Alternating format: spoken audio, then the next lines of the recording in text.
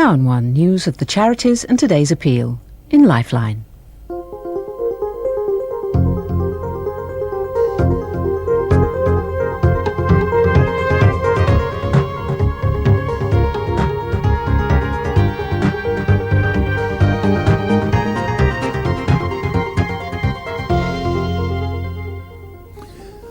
Hello, welcome back to Lifeline, the programme that brings you the latest charity news. With me in the studio, as usual, is Debbie Thrower. Hello, this week marks the launch of a brand new charity. Womankind is a unique new development agency with the needs and aspirations of women in mind and working with the blessing of other third world charities. Womankind will promote, support and fund women's initiatives in developing countries. The sad fact is that much development aid intended to alleviate poverty has been channeled through male household heads, yet many women live on their own with their children and are the sole earners. The aim of the new charity is to train women from developing countries to take the initiative. They must learn to formulate ideas, to challenge the decision makers, and so inspire social change for the better. 1989 marks the 25th anniversary of the Cystic Fibrosis Research Trust. Cystic fibrosis is the commonest genetically inherited disease and seriously affects the lungs and digestive systems of hundreds of babies born each year. When the Cystic Fibrosis Research Trust was formed in 1964, only 12% of those affected survived into young adulthood.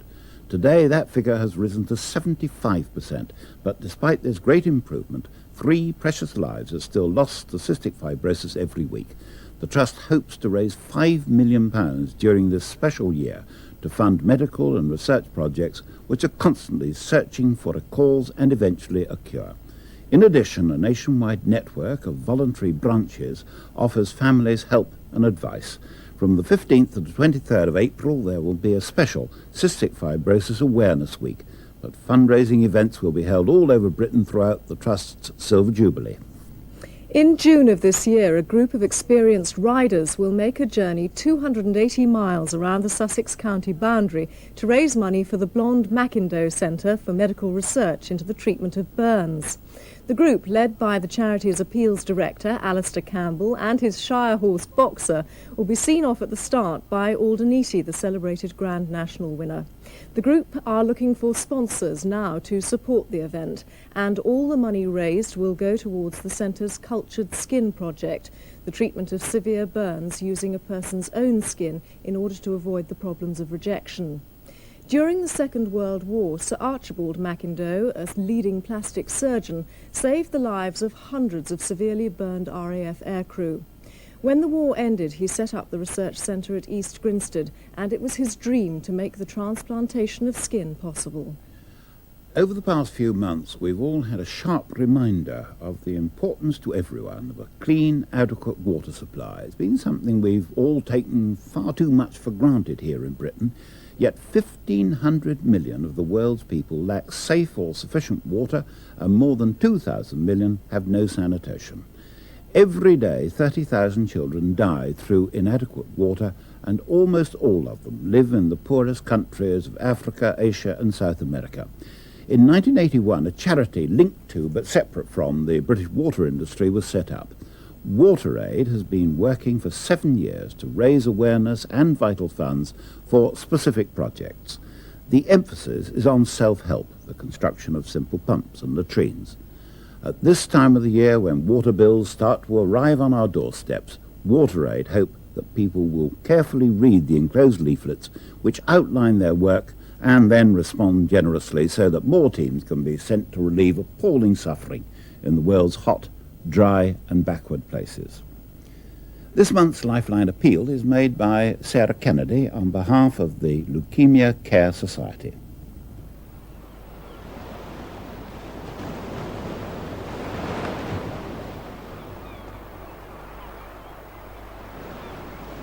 There's always been something special, hasn't there, about a trip to the seaside. Children don't seem to mind about the weather, they've got the sand and the sea, it's magic. But for some children, to come to a place like this is not just a holiday, oh no. For them, it's a new lease of life.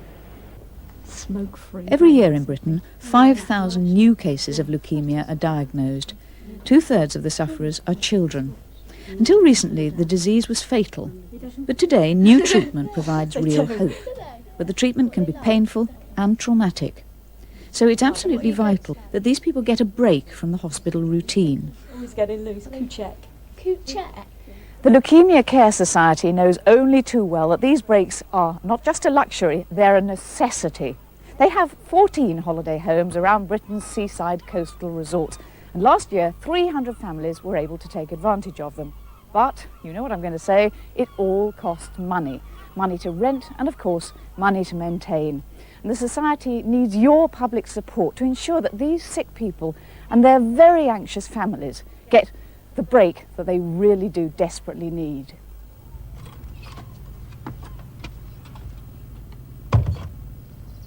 Barbara Warburton is the Society's fundraising coordinator.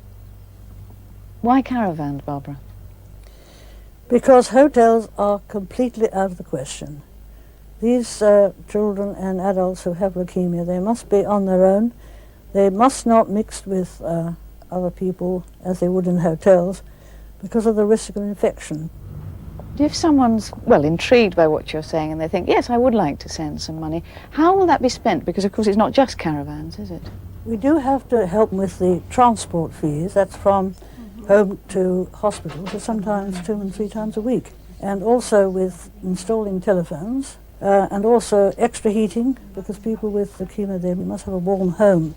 And a lot of bills come in because perhaps the father or the mother is one that is ill. And there's the mortgage and all the local, you know, all the different... It becomes a nightmare. Yes, it does. And they just don't know where to turn.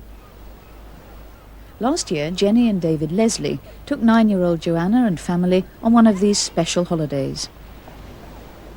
Jenny, when did Joanna first become ill? Joanna was ill for several months during 1987, and in November leukemia was diagnosed. Of course, this was a great shock to us as a family. We have 2 other girls, Sarah and Bethan. They had to take a bit of a back seat because it was important that we saw to Joanna. Although grandparents stood in and helped, it still was a strain. Mum and Dad weren't always there when they were needed. The holiday for us became at a very important time because Joanna had just finished part of her treatment that was very unpleasant for her. It made her very sick.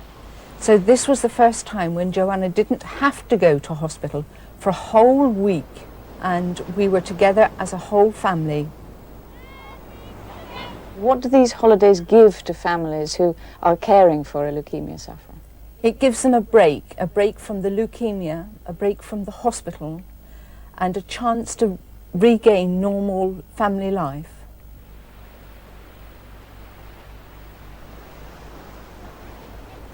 You're looking great now. Are you still having to go to hospital? Yes, once or twice a week. You'll soon be as pink as your jersey, eh? Yeah. You're feeling really better then? Yes, thank you. That's good. Well done, Joanna. Well, the aim of the Leukemia Care Society is to be there in that time of crisis, and that is why I'm asking for some cash, because if you do send me some money, I can promise you that that will really go to make such a difference in the lives of leukemia patients, and as we've been saying, the people who actually care for them, people who are fighting leukemia on a daily basis. On their behalf, thank you. You can imagine how much those holidays are looked forward to. And as she says, they're a new lease of life. Good. Now, if you would like to give, please send your donations, cheques and postal orders only, please, to Sarah Kennedy, the Leukemia Care Society, care of Barclays Bank, 1 Malvern Road, St John's, Worcester, WR24LE. That's Sarah Kennedy, the Leukemia Care Society, care of Barclays Bank, 1 Malvern Road, St John's, Worcester, WR24LE. The address is also in Radio Times on page 189 of CFAX.